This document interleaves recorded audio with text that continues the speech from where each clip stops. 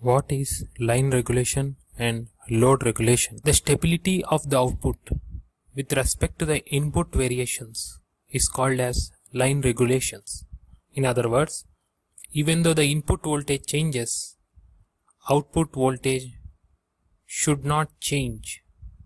It should remain almost constant in a regulator circuit, and this is called as line regulation. This is a regulator using Zener diode, simple circuit. If you see, this is the actual circuit wherein this is the rectifier which converts alternating current into pulsating DC. This is the smoothing capacitor filter which converts pulsating DC into fluctuating DC. This is the Zener diode in the reverse bias in the breakdown region, which is connected in parallel to load here.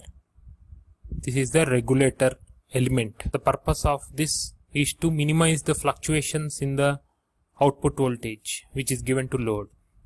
Load regulation means stability of the output voltage with respect to load current variations. That is, load always doesn't take a constant current. For example, if you consider an air conditioner as a load, sometimes if the compressor is on, it takes more current.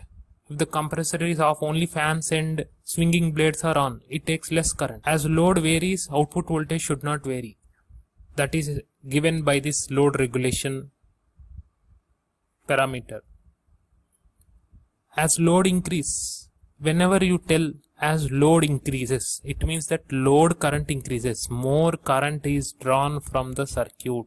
That is what is meant by load increases. Load current increases.